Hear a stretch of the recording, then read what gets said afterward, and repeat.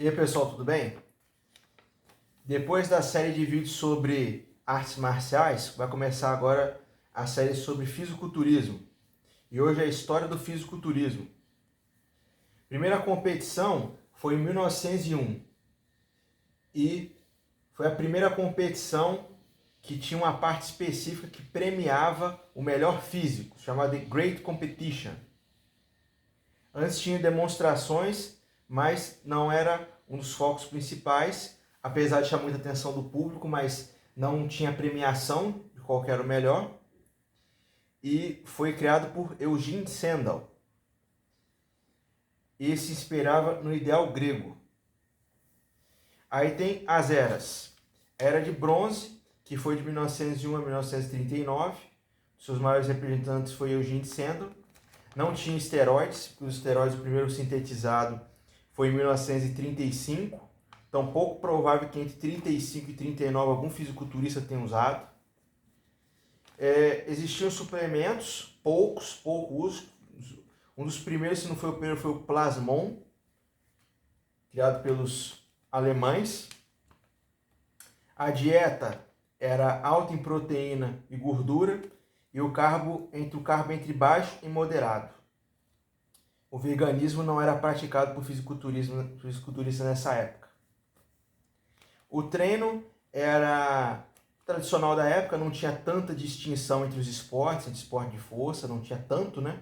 Existia, mas era um negócio que às vezes a maioria fazia um treino mais balístico, mas Eugene Sandel também tinha criado o treino com halteres. Fazia por 3 meses e era de 50 a 100 repetições todos os dias. Né? Então essa era de bronze. Essa aqui foi uma imagem da primeira competição de fisiculturismo, 1901.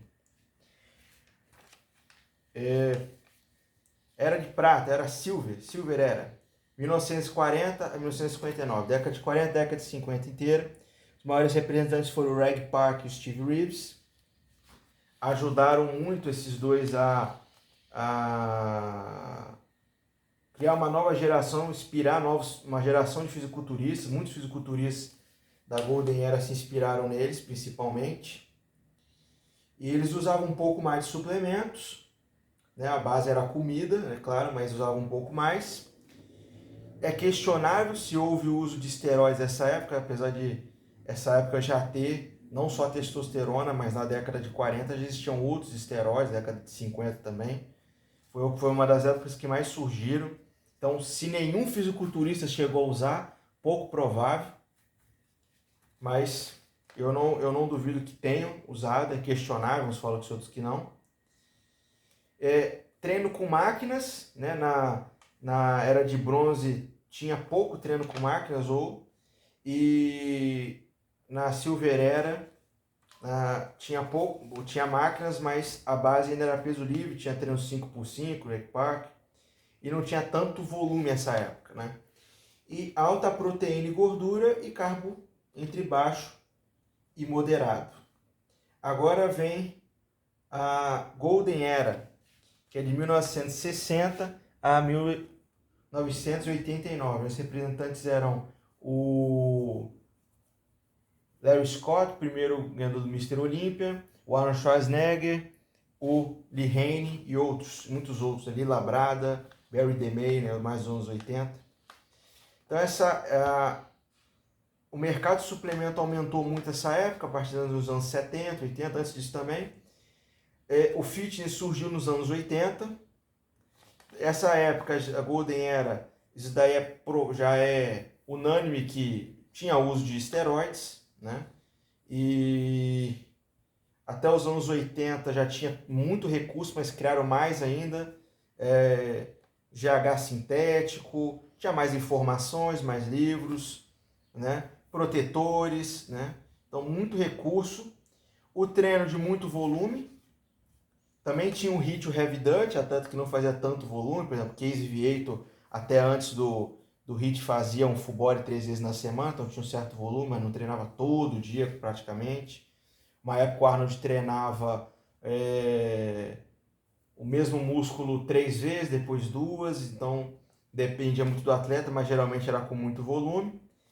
E a dieta era carbo e gordura alta, não, proteína e gordura alta, e o carbo mais no começo dos anos 80, que alguns fisiculturistas, Mike Mentz, Tom Platz, alguns comiam vísceras, gostavam de comer vísceras, e não necessariamente era uma época que não se usava, Lee Haney, não se usava muito esteroides, tinha sim abuso de esteroides até nessa época.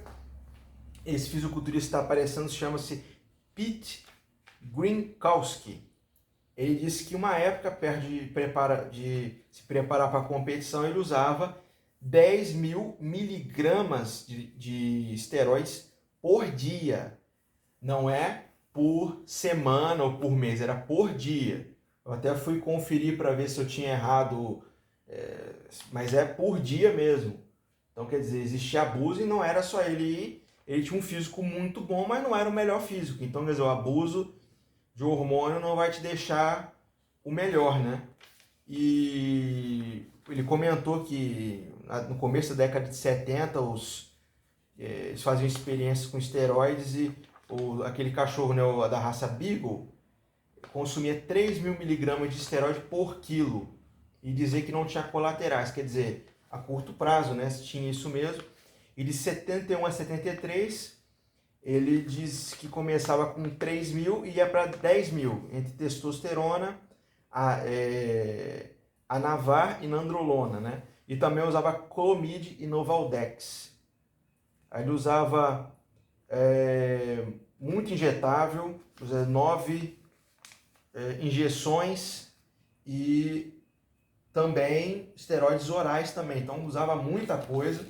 Então não era todo fisiculturista que tomava pouco, tinha os que tomava muita coisa, então, mas sim, ele dizia que tomava 10.000 miligramas por dia. Tinha uma época, né? Não sempre que ele fazia isso, mas chegava a tomar 10.000 miligramas de esteroides, né, no total por dia, né? Então isso daí é muita coisa. E passando para era moderna, né, a partir de 1990, mas quem realmente deu o começo da era freak foi o Dorian Yates. E Dorian Yates, o Ronnie Coleman depois, né? Apesar de ser diferente, né? Porque falam que a era moderna é a partir de 90, mas tem diferença dos anos 2000 e por aí vai. Mas a base é comida e usavam suplemento, mais ou menos depende do atleta. Abuso geral de tudo, drogas ilícitas, lícitas, GH, insulina, diuréticos, todo tipo de esteroide, problemas de saúde começaram a surgir, a maioria, né? Deixaram um pouco a gordura de lado e mais proteína e carboidrato. Então a gordura começou a ser algo que deixavam para depois, né? Tiravam a pele do frango, coisa que a Golden Era não fazia, né? E o treino dependia muito. O treino era pesado, mas uns usavam mais máquina, outros usavam mais peso livre, dependia. Depois o método, a partir dos anos 2000, foram surgindo mais métodos diferentes. E depende muito, né, de atleta para atleta, né? Também tem a época do Phil Heath também, tem o Jay Cutler que antes, por aí vai. Então, todos atletas muito bons, todos têm a sua época, e aí vai depender de quem gosta mais. Eu gosto mais da década de 90, mas tem gente que gosta mais da de 70, a década de 80 discutivelmente foi a era mais estética, e por aí vai. Então, pessoal, um abraço, esse resumo aí da história do fisiculturismo. Curta, compartilha, se inscreve no canal, dá uma ajuda aí e vai vir mais conteúdo aí. Um abraço.